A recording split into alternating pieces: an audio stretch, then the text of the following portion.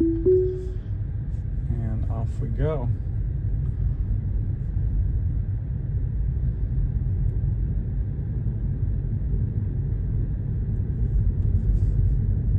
I will comment when it does anything unusual.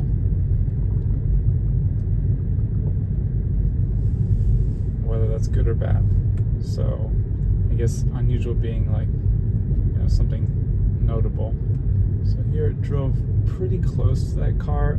I mean, it's fine, but personally I'd rather give a little more space in case someone or something is coming out from behind the car.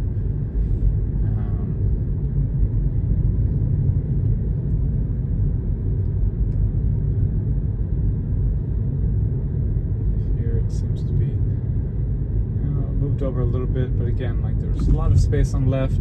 I know it's the other direction, but I'd rather have more space given in case someone is coming out from behind that truck.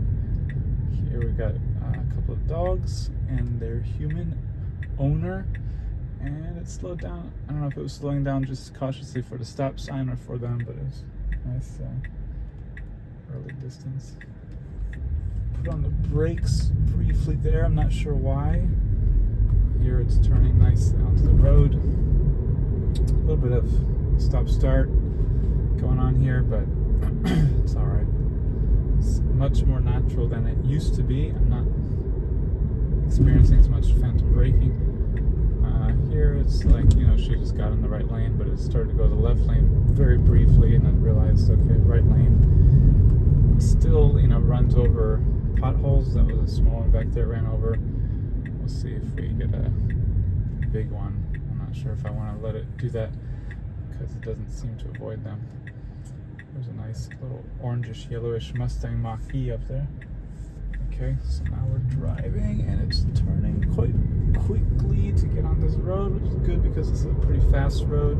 Speed limit of 40, but routinely people here drive like 55. So 50, 55. I'm gonna put our speed at 40, 47. Otherwise, I'm gonna get run over here. Staying to the left a little bit much for my taste, but here's it's not the best road here, so that's good.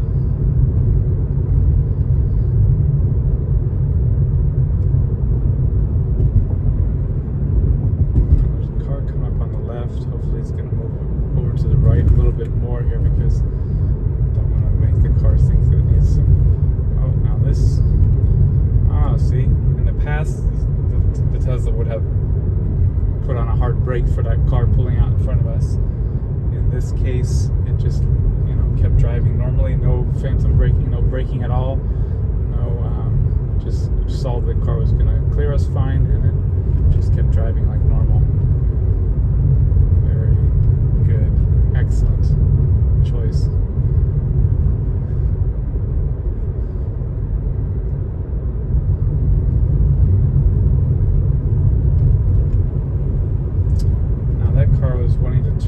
Cross the lane and turn into the community there, and the Tesla seemed to notice that and sped up for it. So, or maybe just noticed the trajectory it was going and just sped up a little bit to not be in the way of that turning SUV, which is a great feature.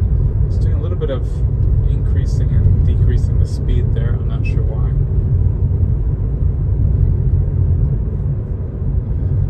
We got a little bumpy road here.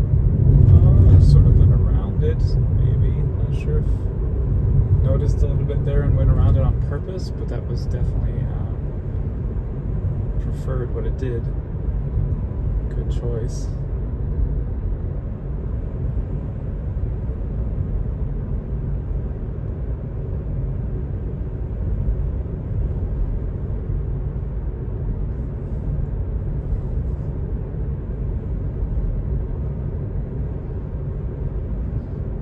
The speed set at 47, but it's actually going 45 for some reason. Interesting.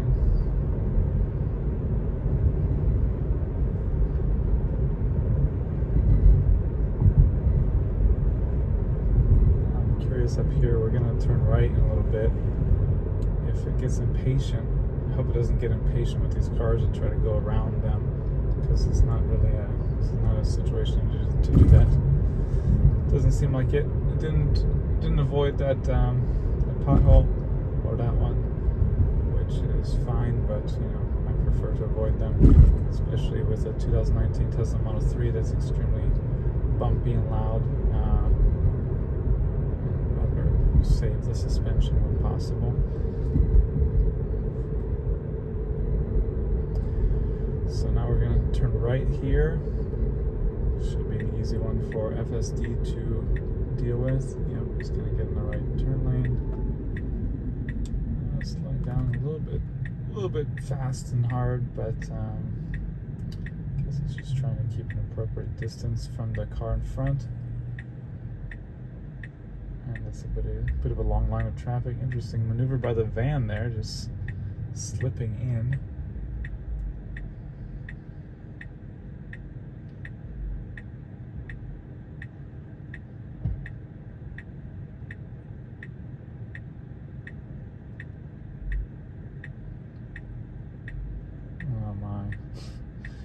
Well, this is an interesting situation because we have to wait now for this car, which is realized it's in the wrong lane. Drive around on the grass, but I'd rather not. Don't want to pick up a nail. There's a lot of construction in the area. Just gonna wait for our turn here. And I'm happy the Tesla is doing so as well.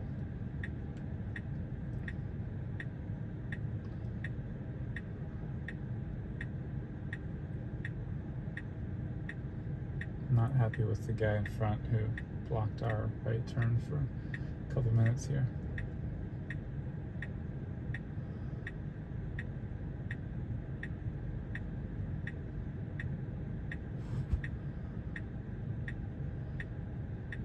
On the left there, though, there is a Cadillac Lyric top seller, that black car on the left. Cadillac has seen a big increase in sales here. Alright, here's our chance. Let's see how Tesla handles it. Please go fast, otherwise I'm gonna have to intervene because I'm sure the guy behind me is impatient now. Yes, good turn. Not fast, not slow. Perfect. Love it. Well done, Tesla. So we're now a little over 8 minutes into the drive, and I haven't had to intervene at all. Haven't even stepped on the pedal. I have increased the target driving speed from the speed limit.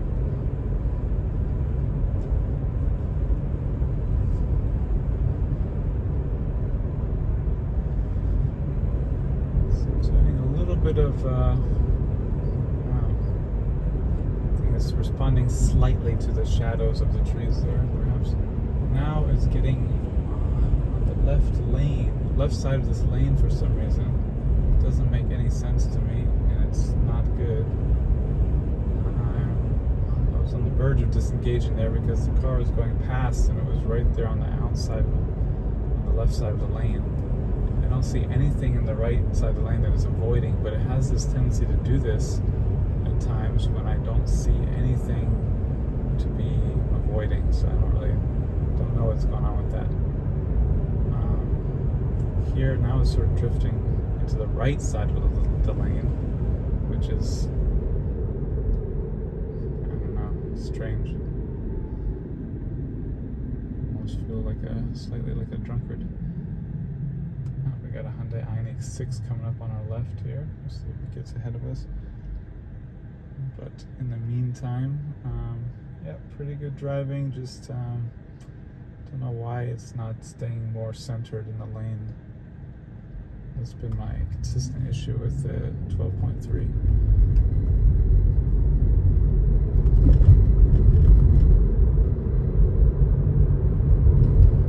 Now, I'll just do a comment on the experience of this, because personally, if I was just driving for my own, most enjoyable, least stressful comes to driving, I would drive myself. I don't find it less stressful at all to be letting the car do stuff and having to supervise it so closely, and the way it doesn't avoid potholes and swerves from one side of the lane to the other sometimes. So, personally, if it was just for personal use, I would prefer to drive myself. Of course, as someone covering this space and being interested in the development of the technology, I'm doing it for that reason. But I'm surprised. Sorry, that was a Hyundai Elantra. I'm surprised that some people claim that it's less stressful. I can't imagine how that can be. And even the physical fact of, your right foot has to be ready to either brake or accelerate. So you have to keep your foot hovering over the pedals. I mean, you can rest it, set it back and rest it, but then you have a much slower reaction time. It's not adequate in my opinion. So you have to keep your right foot hovering over the pedals, which is physically not comfortable or relaxing. So I don't see how anyone can see this as a more comfortable, relaxing, enjoyable driving experience beyond the fact that it's interesting to see the technology, what it can do and how it's developing.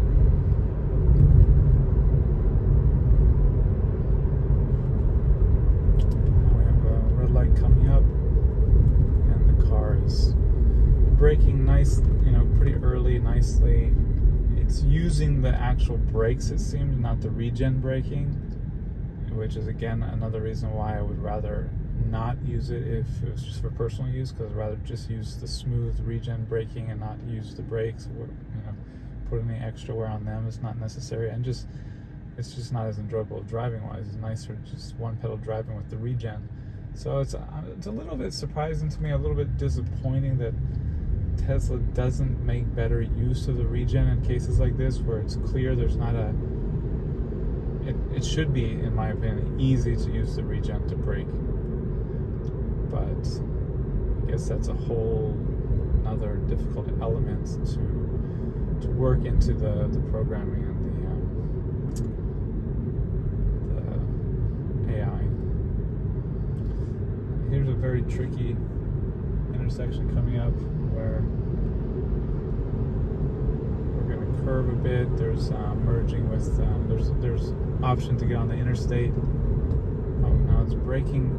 It should not be braking. It was braking for the sign or the shadow, so I had to step on the accelerator. There's a car behind me. This is not a place to mess around if it's braking a little bit. So I'm actually have my foot on the accelerator all the time right now, because there was a situation in the past where it braked for that overpass. It slammed the brakes, sort of, not in version 12, but a few months ago, and very risky, very dangerous. And because there's a blue Jeep right behind me, it's not worth any risk to see what the car is going to do. So I had to put my foot on the accelerator through that area under the overpass. I'm actually quite nervous to be using it here at all, because you can see there's a lot of traffic. The road curves. It's a tricky intersection, but I'm going to very carefully observe and use it. And because it's gotten so much better and so smooth, I trust that it will do everything right here.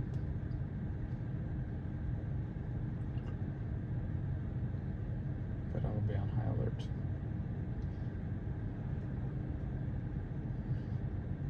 Get through this light, we're going to want to be get in a left turn lane at the next light, and there's two or three left turn lanes, and we're going to want to be in the one furthest to the right. So we'll see how the car does navigating to the correct lane.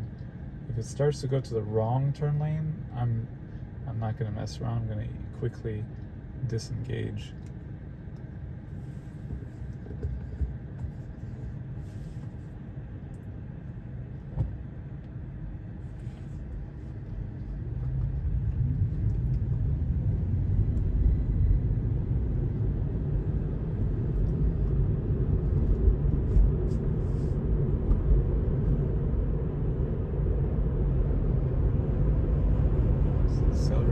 lot here. Yeah, it's getting into the left turn lane. It is getting into the correct one. Yes. Breathe a sigh of relief now. Don't have to worry about quickly disengaging and keeping it in the right lane. Yes, 3 left turn lanes here, so it's good that the navigation is clear and knows to stay in this lane.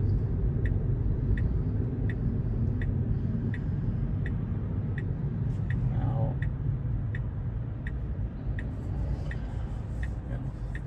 it looks like the navigation has the correct way for entering here, but I'm going to keep my eye again because ideally we'll take the first right turn into the Target shopping center. And once we get in there, I'm going to definitely disengage because it's not going to park itself. Oh my, the car is... Whoa, I don't know what it's doing. It was turning, like it was trying to get out of this turn lane for some reason.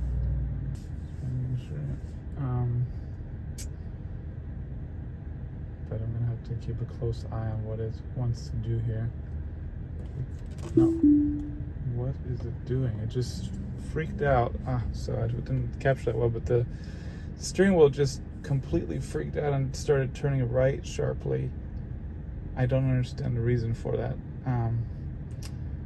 It seems to know that it should be turning left, but it seems the steering is acting like it wants to get out of this lane and get into the lane on the right, which doesn't make any sense, so I've disengaged.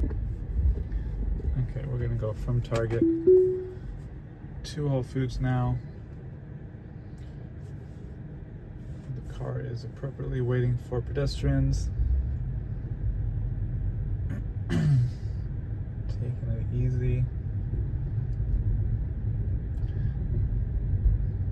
It seemed like it avoided those potholes, which is nice.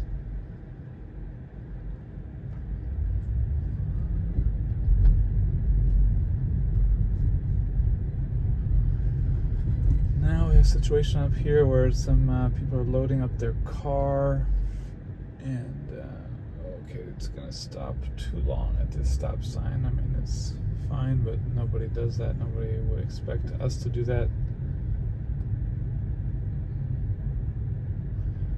So it realizes it needs to go around this car, but it's not sure yet the best way to do it. There we go. Smooth and simple. Good job, Tesla.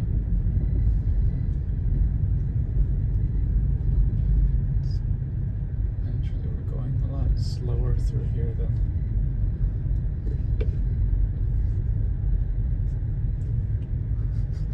another person here. Now, this is an interesting situation because the car has just pulled up in our lane facing the wrong way. And we got a lot of pedestrians.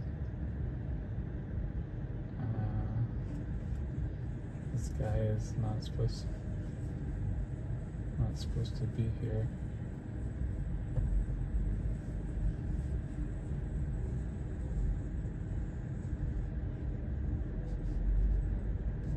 Very strange edge case. It's gonna have to go around all the way into the wrong lane to get around this illegally stopped car, and it's doing so, but too slowly. There's a car behind me. It's not going to appreciate how slowly we're doing this. Okay, we got through. So great work getting through. Might be irritating the driver behind a little bit, but really it's the fault of the car that was illegally stopped in our lane. Still though, the Tesla drives a little bit slowly through the parking lot, and I'm just nervous about upsetting people who are in a rush to drive at normal speed through here. But here we go. It's pausing for the crosswalk.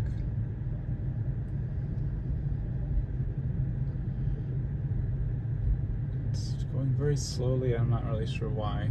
There's a lot of potential stuff happening. Maybe that's why the shadows, I'm not sure. All the different crosswalk signs and stuff. But here we made it through the parking lot with an extreme obstacle, which I was on the verge of not even letting it try to get around because I was slightly pessimistic and slightly just like, I don't want to watch it. I want to do it myself. But it did it actually very smoothly and effectively. Now it needs to get onto this. It needs to get onto this road quickly. There's a car behind. Now go. This car's turning. Go. Okay. Again, it's too slow. Too much stop and start. Oh, I got a warning from FSD. I'm not sure. I was almost expecting the guy behind me to honk at me, but he didn't. And we are now on our way to the supercharger. Increase the speed a little bit here. It's too much in the left side of the lane again. I don't know why. Again, there's no clear reason. Oh no, it's just again, struggled. It started going to the right turn lane. Started turning back into the straight lane. I don't know why. And then it made the right decision. But if someone was behind us, that would be quite a problematic little back and forth. And now we've got quite obstructed view here of potential cars coming. There's a few right turn lane, a left turn lane, and 2 center lanes. And the car is dealing with it. And now it's peeling out like a speed demon, but maybe not too much like a speed demon, but if I was doing that, someone would comment, "What are you doing?" Again, it's a little too much on the left side of the lane. I don't know. It's okay, it's better. Now I want to get it turn here, so I'm going to tell it to turn here, and it's going to ignore me. Yeah. Okay, well, I tried. So it wants to turn at the light, even though the light is not as good. But I prefer to come through the other side. But here we go. We got the light, busy traffic light, big, a lot of cars, and it's not, oh no, wait. Now you can't see because it doesn't show any cars there. I can't see. But it's inched itself out. We're waiting for this van to get out of the way. And SUV, a lot of traffic coming. One reason why I would not have taken this approach to go through this intersection. No, I don't know where it's redirecting the wheel a little bit. No, I don't know. It was redirecting the wheel too much to the right, and maybe my pressure holding it made it cancel the FSD. I'm going now, and there we go. Alright, well, we're at the supercharger, and I'm gonna call it a day with the I'm gonna call it a day. Hi, my name is Scott Cooney. I started Clean Technica to promote clean energy and other sustainable alternatives, and for 13 years we've been moving markets. If we had a nickel for every time someone told us they bought their first EV, solar, e-bike, or fill in the blank clean energy solution, we'd be a cable TV channel by now. But we don't get those nickels. So unfortunately, we could use your help to reach a few more people. If just 1% of our audience chipped in a few bucks a month, we could hire dozens of great journalists and promote all sorts of climate solutions. It's easy. Just go to cleantechnica.com/support and sign up with a credit card in seconds. Cancel anytime. But we'll be sending out some cool perks too, so I think you'll want to stick around. With your support, we'll keep leading the charge. Thank you so much.